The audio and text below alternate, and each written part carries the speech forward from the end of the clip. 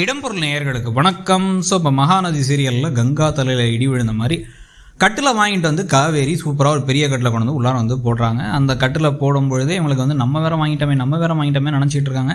விடு என்ன பண்ணுறது, அவன் முன்னாடியே வாங்கிட்டா, நம்மளும் சொல்லாமல் சஸ்பென்ஸாக தானே கொண்டு வரலாம் நினச்சோம் அப்படின்னு வந்து குமரன் ஆறுதல் சொல்லிக்கிட்டு இருக்கும் போதே கட்டில் உள்ளார வந்துருச்சு. என்னென்ன விஷயத்தெல்லாம் கங்கா கனவுல நினச்சாங்களோ அதெல்லாம் நனவுல நடக்குது. ஆனால் அதோட எல்லா பேரும் புகழும் போய் காவேரியை போய் சேருது. ஏன் அப்படின்னா வந்து அந்த கட்டில் மேலே ஏறி வந்து இப்போ வந்து நர்மதா குதிக்க ஆரம்பிக்கிறாங்க. யமுனா வந்து சந்தோஷப்படுறாங்க. மாற்றி எல்லோரும் விளையாடுறாங்க. யமுனா இல்லைன்னு நினைக்கிறாங்க.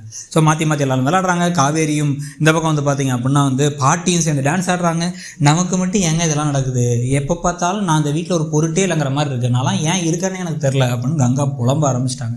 ஐயோ விடுகங்கான்னு சொல்லிட்டு குமரன் வேறு சொல்லிகிட்டு இருக்காரு. இப்போ அந்த கடைக்காரர் காசு எப்படி திருப்பி கொடுப்பான்னு வேறு தெரியலையே அப்படிங்கிற வேற பார்த்து சரி போய் கேட்டு பார்ப்போம். 2 கட்டில் வாங்கிட்டு வந்தால் 2 கட்டிலாம் வீட்டில் போடுறதுக்கு இடம் கிடையாது, அப்புறம் வீடே கட்டில் மட்டும் தான் கிடக்கும், நம்ம இருக்க முடியாது அப்படின்னு சொல்லிட்டு கிளம்பி போகிறாங்க. இதுக்கு நடுவில் வந்து பார்த்திங்க அப்படின்னா வந்து ஏதோ ஒரு இம்பார்ட்டண்ட்டான ஒரு கான்ட்ராக்டுக்கான ஃபைலை மறந்து வச்சுட்டு போயிட்டாங்க போல காவேரி, கொடுக்காமல் போயிட்டாங்க அப்படின்னு வந்து விஜய் தேடிக்கிட்டு இருக்காரு. தேடி அவர் என்ன பண்ணுறாரு அப்படின்னா வந்து இந்த விஷயத்தை அஜய்கிட்ட கேட்க, அஜய் எங்கே போனாங்கன்னு தெரியலையே அப்படின்னு சொல்லிட்டு என்ன பண்ணுறாரு, அந்த ரூம்குள்ளே போய் தேடிட்டே இருக்காரு. அவருக்கு மறந்துருச்சா என்ன நடக்குதுன்னு நமக்கு ஒன்றும் புரியவே இல்லை. ஸோ இப்போ வந்து இதை பார்த்துட்டு என்ன அவர் ரூமில் போய் நீ தேடிக்கிட்டு இருக்க அப்படின்னா, இல்லை இது இம்பார்ட்டண்டான ஃபைல் நீங்கள் அதான் தேடுறாங்க, அவங்க சொல்லாமல் வேறு போயிட்டாங்க அப்படின்னா, நீ வெளிலவா வந்தப்புறம் பார்த்துக்கலாம், நீ அவர் ரூம்லாம் போய் தேட வேணாம், வெளில வர வச்சிட்டாரு இவர். ஆனால் எப்போ வரான்னு வேறு தெரில, என்ன ஏதுன்னு ஃபோன் பண்ணி கேட்குறேன் அப்படின்னு விஜய் சொல்லிகிட்டு இருக்காரு. இதுக்கு நடுவில் யமுனா வந்து நல்ல மார்க் எடுத்ததுக்காக யமுனாவை வந்து ஐஏஎஸ் கோச்சிங் கிளாஸில் கொண்டு போய் சேர்க்கணும் அப்படின்னு சொல்லிட்டு அங்கே கூப்பிட்டு வந்து, நான் உன்னை கோச்சிங் சேர்க்குறேன், நீ படித்து வந்து பெருசாகி நீ வந்து கலெக்டர் ஆனால் நல்லாயிருக்கும் அப்படின்னு வந்து நிவின் சொல்ல, நீங்கள் ஏன் பண்ணுறீங்க அப்படின்னா, உங்கள் அப்பா இருந்தால் பண்ணியிருப்பார்ல, உங்கள் அக்கா இருந்தால் உங்கள் அக்கா பண்ணுவார்ல, அந்த மாதிரி நினச்சிக்கோ, நான் பண்ணுறேன் அப்படின்னு சொல்கிறாரு. அவர் என்ன நினைக்கிறாரு, அக்காவுடைய கணவருங்கிற சாணத்துலேருந்து சொல்கிறாரு. இவங்க என்ன நினைக்கிறாங்க, நம்மளுக்கு வரப்போகிற கணவருங்கிற சாணத்துலேருந்து இவங்க எடுத்துக்கிறாங்க. ஸோ இதில் வேறு வந்து அங்கே போய் ஃபீஸ் எவ்வளோன்னு கேட்டால் 1.25 லட்சங்கிறாங்க. 1.25 லட்சமா அப்படின்னா 45,000 இப்போ கட்டிடுங்க, நீங்கள் வந்து இப்போ போஸ்டிங் போகிற வரைக்கும் நாங்களே உங்களை பார்த்து போங்கிறாங்க. அதெல்லாம் வேணாம்னு சொல்லிட்டு இவங்க சொல்ல கேட்காம அதனால் நான் கட்டுறேன், காலேஜ்லேருந்து ஏற்பாடு பண்ணாங்கன்னு சொல்லிவிட்டு நீ ஒழுங்காக ட்ரைனிங் போ, கோச்சிங் போ, நீ வந்து படித்து பெருசாக வரதை நான் பார்க்கணும் அப்படின்னு அவர் இந்த பக்கம் சொல்லிட்டு இருக்காரு. அந்த பக்கம் வந்து பார்த்தீங்க அப்படின்னா அது கங்காவும் குமரனும் சரி ஓகே அப்படின்னு நேராக கிளம்பி அந்த கடைக்காரர்கிட்டே போய், அந்த கடைக்காரர்கிட்ட எப்படி வீட்டில் இன்னொரு இது வந்துருச்சு, கட்டில் வந்துருச்சுன்னா அதை எப்படிப்பா நான் திருப்பி காசு தர முடியுங்கிறாரு அவர்.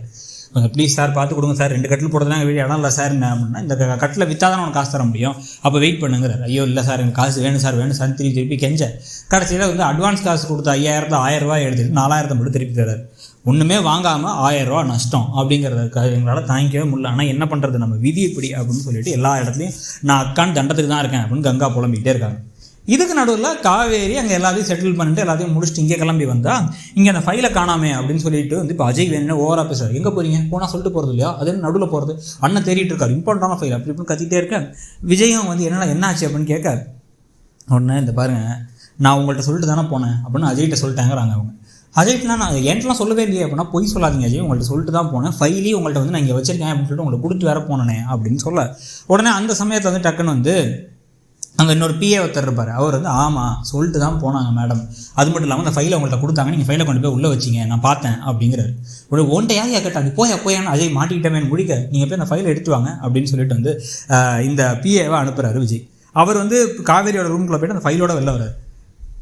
டக்குன்னு திரும்பி இந்த பார், இவள் வந்து என்னோட ஒய்ஃப், நான் இந்த கம்பெனியோட எம்டி, இவள் எப்போ வேணாலும் நினச்சா வருவா, எனக்கு இல்லை வேணாம் அப்படின்னு சொல்லிச்சா வெளில கிளம்பிடுவான். அதை கேட்கறதுக்கு உனக்கு எந்த ரைட்ஸும் கிடையாது. உன்கிட்ட சொல்லிட்டு போன விஷயத்தை என்கிட்ட சொல்லாமல் இருந்தது முதல் தப்பு, கொடுத்த ஃபைலை மறந்துட்டு அது ஃபைலே கொடுக்கல அப்படின்னு சொன்னது 2வது தப்பு, இந்த மாதிரி வந்து என் ஒய்ஃப்கிட்ட பேசுறது 3வது தப்பு, இதுவுமே இந்த மாதிரிலாம் பண்ணால் அவ்வளோதான் அப்படின்னு சொல்லிட்டு போயிடுறாரு. உடனே வந்து டக்குன்னு இப்போ காவேரி திரும்பி ஏதோ என்ன அசிங்கப்படுத்துகிறதா நினச்சி உங்களை நீங்களே அசிங்கப்படுத்துக்காதீங்க, நீங்கள் என்னை அசிங்கப்படுத்துகிற அளவுக்கு பிளான் போட்டு என்னை கவுக்கணும்னு நினைக்கிற அளவுக்கு நான் வருத்து கிடையாது புரியுதா அப்படின்னு சொல்லிட்டு இவங்களும் கிளம்பிடுறாங்க. அஜய்க்கு பெரிய இடியாயிடுது. ஸோ இன்னைக்கு எபிசோடை பற்றி நீங்கள் என்ன நினச்சிங்கிறத சொல்லுங்கள். தேங்க்யூ.